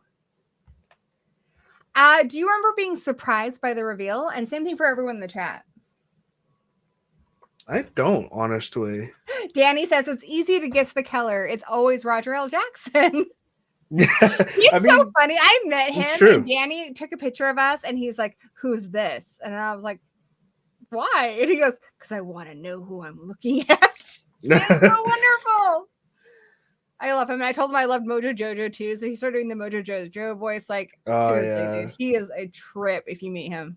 I definitely want to meet him someday. I really like his voice performances, and I'm not sure if you play games at all, but he plays the Cheshire Cat in the Alice Madness Return games. Oh, I have played those, but I didn't know he did the voice. That's cool. Yeah, the Cheshire Cat. He plays him in the first Alice game and in Alice Madness Returns. Cal L mentions that there was originally different killers. According to Kevin Williamson, if you watch the beginning of the stream, we talked about it a little bit. Kevin Williamson says that those were intentional leaks. So that's kind of interesting. I might even link that article in the description just because that kind of blew my mind. Would love to hear you guys' thoughts on that because it kind of dispels something that I've believed for over a decade now. So a couple decades. Damn, I'm getting old. I think faking leaks is a really smart way to throw people off. I think that's smart because people are digging and digging and digging, and they're not going to stop until they find something. And maybe he was quiet about it all these years, and now it's like, it's safe to talk about it. Like, who cares? Yeah. But I think that is smart. I think if you have a movie like that to do an intentional leak is clever. I like what they're doing with Scream 6 now, where they're using CGI to put ghost face masks over anybody who is the killer. You know? Yeah. So that we don't have any spoilers. And you can even see if you watch the same scene twice in different TV spots that they're changing stuff in the background, which I think is cool. Like they really want us to be surprised. I really hope that Scream 6 does a good job at catching us like off because I don't remember actually the last time that I was surprised by a killer reveal, which is actually pretty recent, was the new season of You. The one there's 3 seasons of that one, right? Like, there's a 4th one, including the one that's out now. No, there's a 4th season of You. That's the one with the serial killer, right? Yeah. Holy Joe. balls. I love that show with Joe. Yeah. There's a 4th season? They just dropped one, and they're releasing a part 2 in March. I've read the 2 books, and the second book is completely different, but I love You. Like, it gives you such confusing emotions. You're like, I know Joe's a bad guy, but I'm kind of rooting for him. It makes you like feel conflicted watching it. And my sister's actually a pretty big fan of that show, and I like it too. It's a great show. It's a really good show. Let's talk about the other thing that was cool about this movie. Like we talked about, it was different in that it wasn't a party; it was a theater, which was cool. Let's talk about Mickey. So do you think Mickey was what do you think about Mickey? I get the names mixed up sometimes. Which one is he again? Mickey is one of the killers, played by Timothy Oliphant. Right. He's the his motive is very 90s. Like, we had hard copy, we had like televised trials, like Amy Fisher, O.J. Simpson. And he wants that kind of fame. We don't really see that so much anymore. The last televised trial I remember was like the Johnny Depp thing.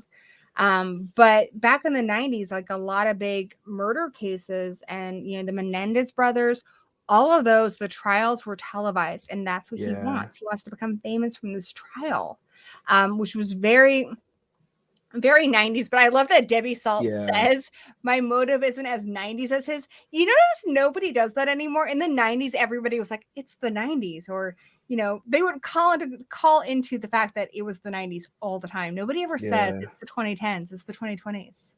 I sometimes hear people like in reference to certain situations like, oh, it's 2022 or 2023, so that's like true. That kind of thing. I hear people like say in the sometimes. 90s we heard it a lot. It was crazy. Yeah. Mickey has a lot of the same manic energy that Stu had, which I like. It's a bummer that he's betrayed by Mrs. Loomis. And then we have Mrs. Loomis. Like, what are your thoughts on her? Yeah, honestly, it makes sense for her. As for like Mickey, like the whole thing with him is, I guess, because like a lot of people have that mentality like he has, sort of like when it comes to like doing the kind of stuff that like he does. But as for Miss Loomis, I did catch something interesting that I'm trying to think of his name. I'm drawing blanks. I don't know From why I do Scream this. 2? Yeah, from Scream 2. Which character? Randy. I was having a hard time thinking of his name for a second. I do that sometimes, but I do that all the time. yeah, Randy, he mentions Pamela Voorhees at one point, and Yes. it's like I like how just not just Scream 2, but all the Screams, they kind of drop in those little like breadcrumb like hints at who the killer could be, and That's the next thing I want to talk about. One thing I will say is I do think it's cool that Mrs. Loomis, it's not like a surprise at the end. She's throughout the movie. She's in the movie, honestly. She shows up more sporadically through the movie than even Mickey does. Yeah. So she is there. But I love that you brought that up. Let's talk about what were the hints that Mrs. Loomis was the killer. So I'm going to show some of the clips. Here's one. Dewey says this. If there is some freaked out psycho trying to follow in Billy Loomis's footsteps, you probably already know him. Or her. Or them. He says you already know them. She does know both of them. And he also says, or her. The first movie, it was the only one that had 2 male killers. So right off the bat, it's saying, hey, it could be a female killer. Yeah. Right? Here's another one. Well, it just seems to me that if the killer is repeating what happened in Woodsboro, it's quite possible that the killer could be from Woodsboro. She is from Woodsboro. She's Billy Loomis's mother, right? Yeah. Here's another one. Randy once again calls the 2 killers. He also mentions Gail, but Dewey shoots that one down. But the 2 he mentions are this one. So forget the boyfriend. It's tired. Who else do we got? There's Mickey, the freaky Tarantino film student. He calls Mickey right away. Yeah. And then he says this. Serial killers are typically white males. That's why it's perfect. It's sort of against the rules, but not really. Mrs. Voorhees was a terrific serial killer. Which really sets us up for Mrs. Loomis being the killer in this one. Yeah, but I like how they like don't really make it like obvious. Like we don't find out that it's actually Mrs. Loomis till the end. Yes. And I think it's clever that she never has a scene with Sidney, because Sidney has seen this woman many, many times. So she doesn't see her till the end. Gail's only seen a couple pictures of her, so it makes sense that she doesn't recognize her because she has had plastic surgery. She has lost a lot of weight. But we know Sidney would have recognized her. So instantly when she sees her, she knows who it is. Yeah. Also the fact that Randy calls Billy a mama's boy, like that's what he mentions. That's what tips the killer off. Oh yeah. And this is why I called the killer in Scream 5. In the 90s, we knew who that actress was. Laurie Metcalf was Aunt Jackie in Roseanne. When you cast a named actress in a Scream movie, or in a named actor, period, in a Scream movie in a small part, a lot of times they're the killer. Yeah. Richie, I knew Jack Quaid was getting a lot of fame from The Boys. Oh, I love that show. A big deal.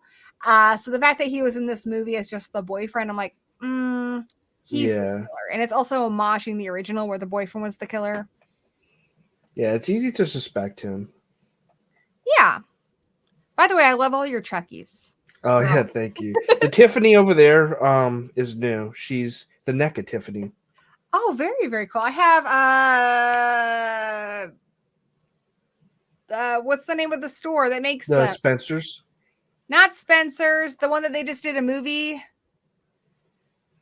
Spirit Hmm. Halloween. I have the Spirit Halloween Tiffany. Oh, yeah, Spirit Halloween. Yeah, and I've got a Chucky over here. I think that's a NECA.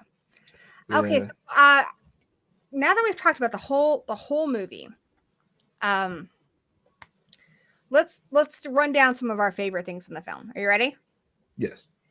Well, first let's talk about, before we get into that, do you think Scream 2 is scary? I find it more fun than scary, honestly.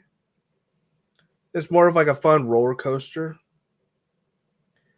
But yeah, I don't really find it like scary. I don't find any of the Scream movies scary. There's more of like just fun. I don't really either. I think, like you said, they're a roller coaster. They're thrilling, but they're not scary. But I'm also not really afraid of too many slasher movies anyway. So that's not the Neither kind of am I. thing that does scare me. There are some scenes in here, though, especially when I think about what it would be like to be in that situation, like Maureen's Yeah. position in the beginning. I'm like, that would be really scary.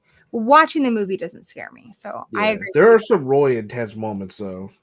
Yeah, I think it's extremely thrilling, but they do such a good job of balancing humor with the thrills. So I feel like Yeah. you never get to the point where you're like uncomfortable. Like you're just the right amount of excited. Yeah. What is your favorite kill in the movie? I think my favorite kill is the people that are escorting Sidney. The one guy's head gets impaled in like a pipe. Yeah. Oh, I have a picture of that one. If I can Yeah. find it. It's just That like is I think gnarly. So one guy gets his Yeah. throat slashed, and the other guy, it is so gory. yeah, like it's the goriest kill in the franchise, I think. It really is, because you see like his brain all mushified. Yeah. And he's like twitching and stuff before he fully dies. Yeah. Okay, so here it is. This one, I think this is the one you're talking about. Uh-oh. No. Share my screen. There we go. This one, right? Yeah. It's so bloody. Yeah, I think that's definitely so one of cool. the goriest in the franchise. My favorite kill would be Maureen in the beginning. Just because it's so cool. And I think it would be really confusing, to be in the audience. You know, Yeah. you'd be like, is it a publicity thing? You don't want to be the person who freaks out and have everyone be like, wow, you're so like ridiculous. It's a publicity. Yeah. Yeah, true. But to It be is a good Maureen scene, is though. so scary. Yeah, whenever I think of that scene in even the kill before that or the bathroom stall, I always think of the scene in Scary Movie 1 as well. The parodies of those. It's Yeah, just the such parodies are funny pretty scenes. good. Wayne Turner says Randy kill, Hallie kill was awesome, and 2 opening kills. Dead Meat gave that the golden chainsaw. That's true, Danny. I'm gonna say Maureen. Brandon says Cece, as sad as it is his favorite kill of the film. Next question: what is your favorite scene? My favorite scene. Kind of like what we were talking about earlier. I'd probably say like the chase with Cece. I just like how all those chase scenes are choreographed. Yeah, it's almost like a ballet, like a dance. Yeah, you know? they all do a good so job. Well done. Yeah, it all feels like real. It feels like life and death for real. My favorite scene is that whole scene with Cece. I just think it's so well done from the opening call to the end. For especially because she's like a minor character, but they picked a great actress to do it, and it's so memorable. It's one of the most memorable parts of the movie. Oh, definitely. Danny's favorite scene is the lunch table scene. Oh boy. I think I love you guys. I sing worse than Derek. I won't make you sing, Romeo. It's cool. Favorite character? I definitely have to say, of course, Sidney Prescott. My favorite too. I think a lot of people pick like Stu in the first one. The first one, there's so many great characters, but in part 2, Sidney, I think, really comes to the forefront as just the best character. Not just the best character in the movie, but I think she's the best character in horror. One of my favorite characters in movies, period, like of all time, of fiction. And she has a lot of character growth too. And instead of like she like prevails instead of like going downward. Yeah, I think she's really a character that is really inspirational and fun, you know, even though like a lot of these final girls are so perfect. You know, they don't smoke, they don't have sex. You know, Sydney has. And Sydney, you know, Sydney's feisty and violent, like this scene. bitch. Hey, deep breaths. Oh, Sidney, share with us, please. I'll share with you. Like, I don't condone it, but I Yeah. kind of cheer for her every time. She like backhands her. Yeah, she like bitch slaps her. Damn, Sid. Yeah. I love that scene. I love it so much. How do you think Scream 2 continues to be relevant today? Well, I think that like for starters, like just the killer aspect of everything, like it's just because there's people unfortunately that are like that in real life that operate like that, and I feel like the way that they handle and Scream, like it's kind of like, you know, they kind of show that off in the Scream franchise and in Scream 2 a little bit. The psychotic people who think like that and who like they hurt people for fame and whatnot. I think especially now with like YouTube, we don't see it so much as in movies, but people Yeah. do ridiculous stuff on YouTube. Oh, definitely. And TikTok. And TikTok to get notoriety, things that will hurt Yeah. themselves or other people, which is ridiculous.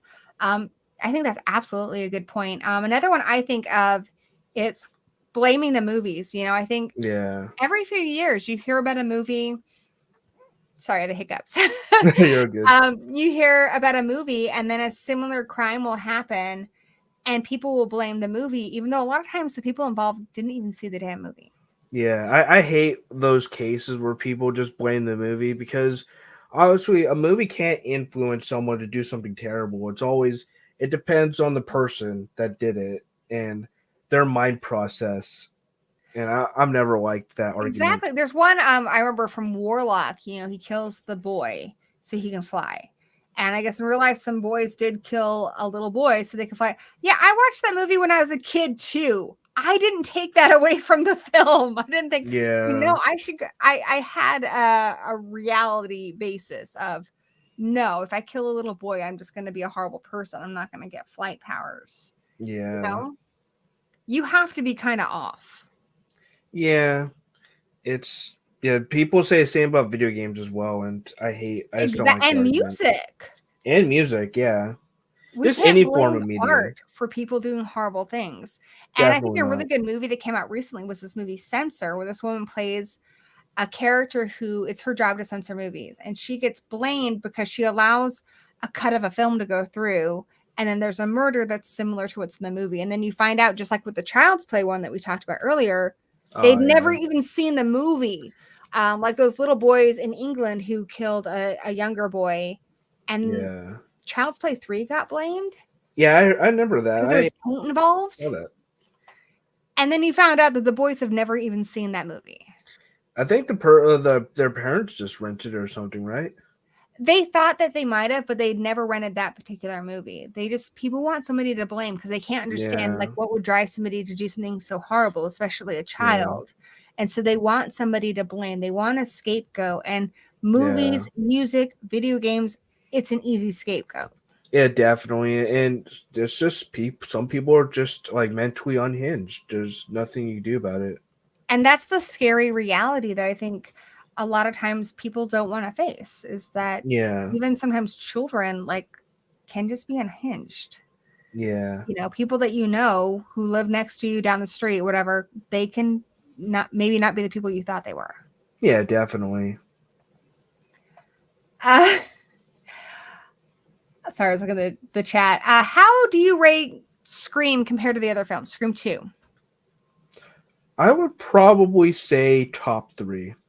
Yeah, definitely for me too. So currently I'm rewatching them as I do this series. Currently, I would say it's my second because I watch it the most, you know? Yeah. Something about the atmosphere of this one, those bright colors, it's a rare feel-good horror movie. Yeah. And so I watch this like chicken soup all the time. I do think on a technical level, Scream 4 is probably the better film. So 2 and 4 for me are neck and neck. Yeah. For me, it goes Scream 1, then Scream 4, then Scream 2. Yeah, I can easily switch out 2 and 4. 2 and 4 are almost tied for second place. Right now I got 2 slightly above 4, but You know, I'm going to rewatch 4 here in a little bit, and then I might change my mind when I do that one. So stay tuned.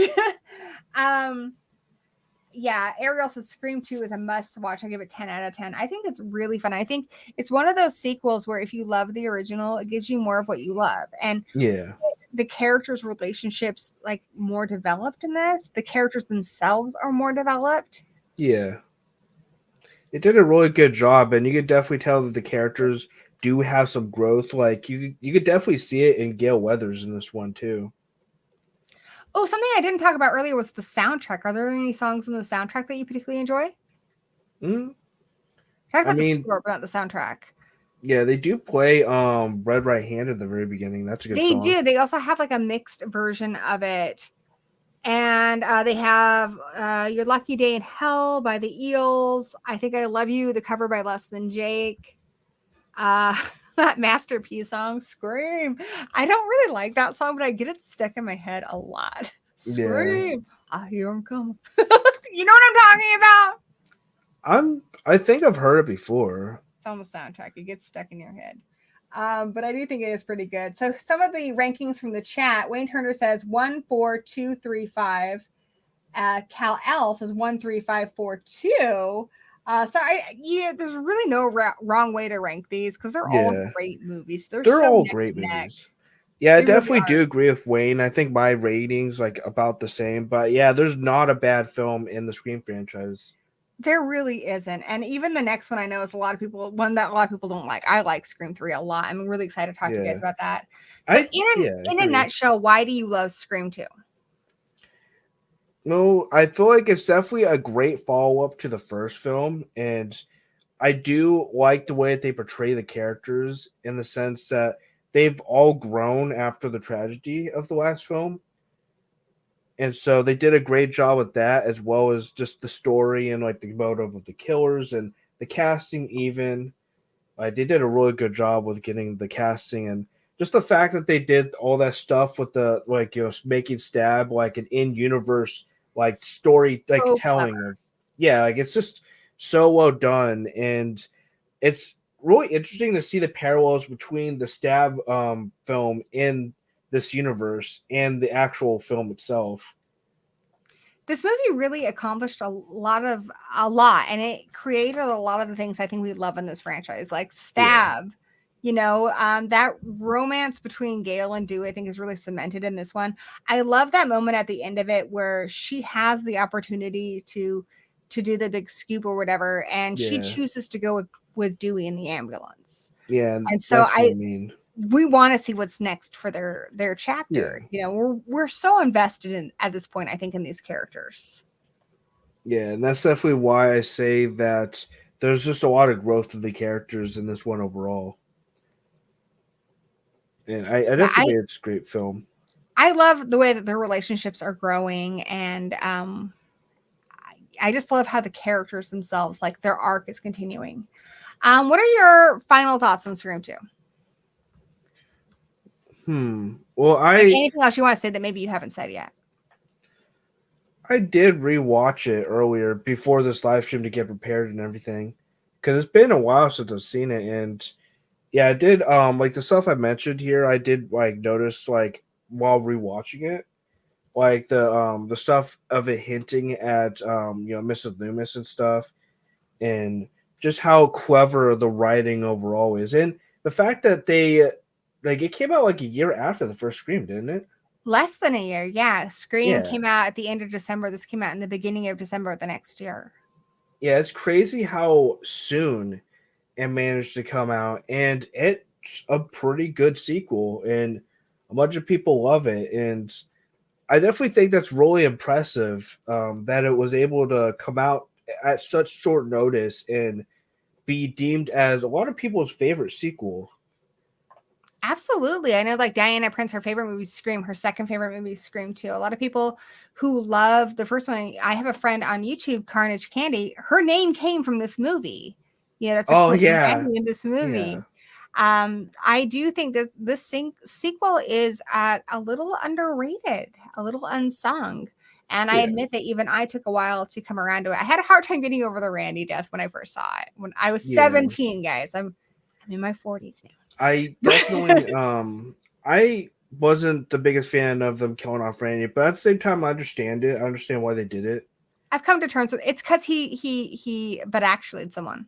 Yeah, and then there's that, and then also they gotta cement that no one's safe, or no matter how safe you think they are. To. And then you have to think about it because as a 17-year-old, I was watching as a fan.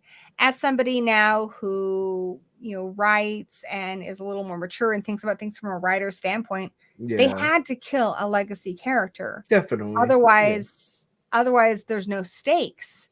You can't kill Gale or Dewey, not when their story's just getting started. Yeah. You can't kill Sidney. They had to kill him. So I get it now. Yeah. I get it. Definitely. And I feel like it's the right choice from a, like you said, a writer's standpoint, because they got to make sure that they make those stakes to where because you can't be like too confident, that everyone's going to make it out alive. You got to always give that you idea. Want to be afraid for them. Yeah, you got to give that idea that anyone could drop at any moment. I don't ever want them to kill Sidney because I think it would be an affront to what she stands for. Yeah. But I want to be like the next movie. I don't want them to kill Gale, but I want to be afraid for her. And I wasn't afraid for her in part 4. I wasn't afraid for her in part 3.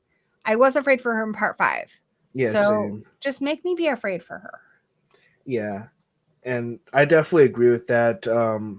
Just make it seem like even if they don't kill her off, just make it clear that she could die, Absolutely.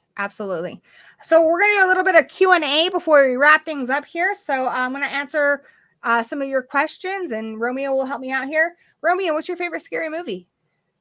I would have to say it's between Child's Play 2 and John Carpenter's The Thing. I love that answer so much. I'm going to say The Craft, but damn, that's a great answer, Romeo. I love The Craft. Great movie. Even though I recognize it's not like a perfect masterpiece film or whatever, it's probably the movie I've watched the most, and it has had the biggest effect on me. Like, because of that movie, I became a practicing witch as a teenager. The movie changed my life. So I can't say that about a lot of movies. My mom showed me The Craft when I was 14. I really loved it. And I will say The Craft Legacy, terrible movie. I know, but I own it anyway. I just didn't like it. I feel like I didn't like it either, but I don't know. I still own it. Just I love. It's one of those things like werewolf movies and witch movies. I can watch a shitty one and still like it. Yeah. I love that it exists. So we already said our favorite kill on Scream 2. Talk about the ending song. We like it because we grew up with it, but honestly, Out of Place and Scream 1 has really good outro music. The outro song in this one, oh shit, I don't remember what it is. I don't either, and I watched it earlier. I know deeper into the credits they do that I Think I Love You cover by Less Than Jake. It's that down. I know which one it is now. It doesn't bother me. I do think I love when a horror movie kicks off with like an upbeat song. Like my favorite example is American Werewolf from London, where immediately it's like bam ba ding a ding a ding ding a ding a ding ding a ding a ding ding blue moon. Like that's perfect. You leave on a high on that film. I think Scream 2, maybe because it has that giallo kind of feel. It has that Universal monster feel. It ends on kind of a, you can rest now. Like, we've put you through the ringer. You're fine. You can leave now. But I don't hate it. Definitely. I'm going to grab a few more questions for you. Do you still got a little bit of time? Yeah. All right, we're going to ask them some questions, and then we're going to wrap it up. Do not worry. We're almost done. Thank you so much for giving me so much of your time, too. Yeah, of course. I'm not busy at all. What are you watching on Valentine's Day? What do I watch on Valentine's Day? I don't think I watch anything usually. I don't watch anything in particular, but if I do, it's usually something really, really bloody. Like I would pick just the bloodiest things I can find, like Carrie or something. I watch more romantic stuff. Danny and I celebrate Good Friday that way. So if I was going to pick a romantic movie, I think one of the most romantic movies I've ever seen is Zombie Honeymoon. I am not kidding you. Like, I think that movie is deeply romantic. I've never seen that one. It's a Showtime movie, but it's so good.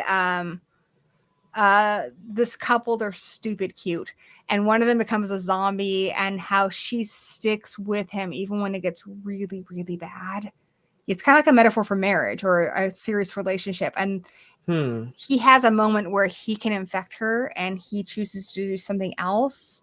Like, I'm like, that's love. Yeah. I will say that now that I think about it, there is one movie that I think I watched it last year. It was the movie Valentine. With David Boreanaz in it, right? Yeah, I'm pretty sure. Yeah. I like that one. Yeah. That's a good So one. kind of like on the theme of like the whodunit movies. And Kind of My strange. Bloody Valentine's a great example of that too. Yeah. I definitely I haven't seen like the full entirety of the original My Bloody Valentine, but I have seen the remake in its full Both are entirety. good. I also recommend just for a fun zombie movie, watch My Boyfriend's Back. There's some fun ones for your Valentine's Day. Let's see. Definitely. Nice to see Connie here. How's it going? I thought Gail would be the perfect killer in a Mrs. Loomis type role. At this point, I don't want to see Gail be a killer. Yeah. I don't think it would make sense for her. Dalton says Valentine is underrated. I agree. Oh, definitely. I also love her. I Know You Did Last Summer. Great one. Tomorrow's Valentine's Day in Australia. Happy Valentine's Day, Wayne. And they're going to turn 46. Happy birthday. No, happy birthday. Cal L says Child's Play 1 is their favorite movie. Oh man, I love Child's Play 1 so much. I love that too. The soundtrack, everything. Oh like, yes.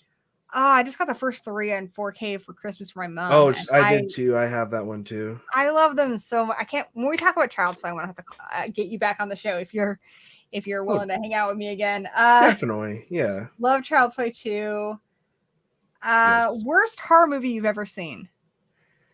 Oh man, there's a lot to name. I will say that for me, it's probably between Tales from the Hood 2 and Jeepers Creepers Reborn. I mean, I see a lot of movies of all kinds of budgets. I've seen some really low budget ones, but I think the one that was just the most impossible to sit through was #horror. Like, it was just an assault on all my senses. Like, I guess it has a good sound. I mean, like, there's things that are good about it, but it's so irritating. I saw that one. Such a terrible story. I think so that's bad. the one that probably pissed me off the most. Yeah, I remember watching it. I think I saw it on Netflix. It was so terrible. It's so terrible. It's so terrible. Jeepers Creepers Reborn's up. There's a lot of them. Everyone give a big happy birthday to Wayne Turner. We are very excited for you leveling up. That's pretty awesome. And yes, happy birthday. We've been hanging out with Romeo. Romeo is good peeps. You probably are already subscribed just because he's kind of a big deal, guys. But if not, he is over on the Nightmare Crypt. Tell him what you do over there. Well, at the moment, I'm trying to get more content out. I've been working pretty hard, but yeah, most of the times I do like news videos. I do like unboxings and reviews. I do reviews on movies. I am currently working on a gameplay video for the Puppet Master game because I played a little bit of that at Crypticon last year. I cannot wait to play that. Is it out now? It's supposed to come out around now, isn't it? It's supposed to come out in March, but I got access to the closed beta because the developers, they gave me a heads up. They're like, hey, the closed beta is dropping soon. Make sure to request access, and I did, and I got some footage for that, and I'm gonna release it hopefully tomorrow. That is awesome. I know in I think Baby Oopsie Daisy, the movie that came out, they had a little bit of footage from it, and I got to play a little bit at Crypticon. I can't wait, guys. The Puppet Master game is so cool. It's already up on Steam. It's not released yet, but you can check it out and kind of see like some of the graphics. Yeah, I know the developers of that a little bit because they have a game called Horror Legends, and that game's pretty great too.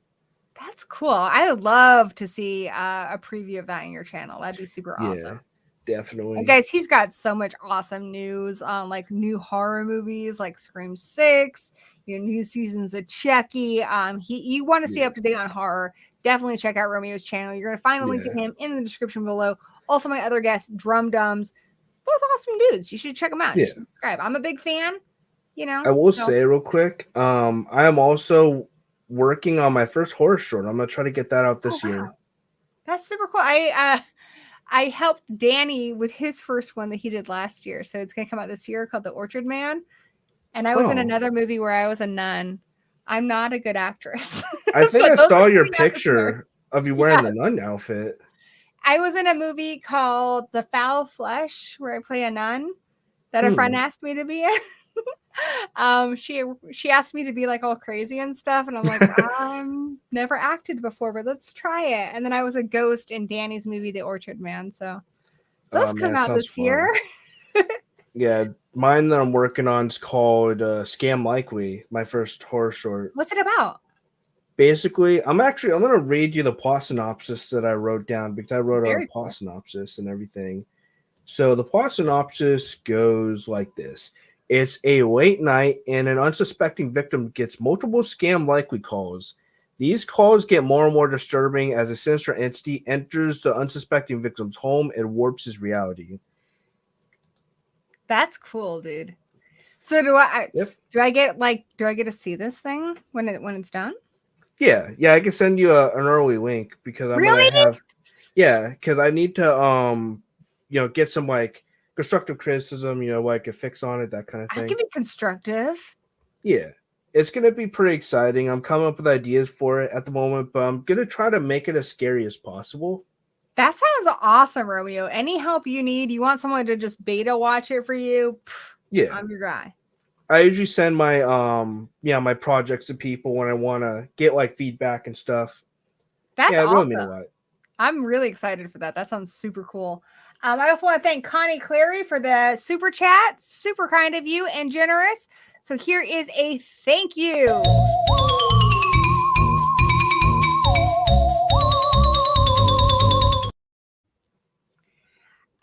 And for me, in the world of Gory B, on Monday, I am on Horror Addicts with my husband.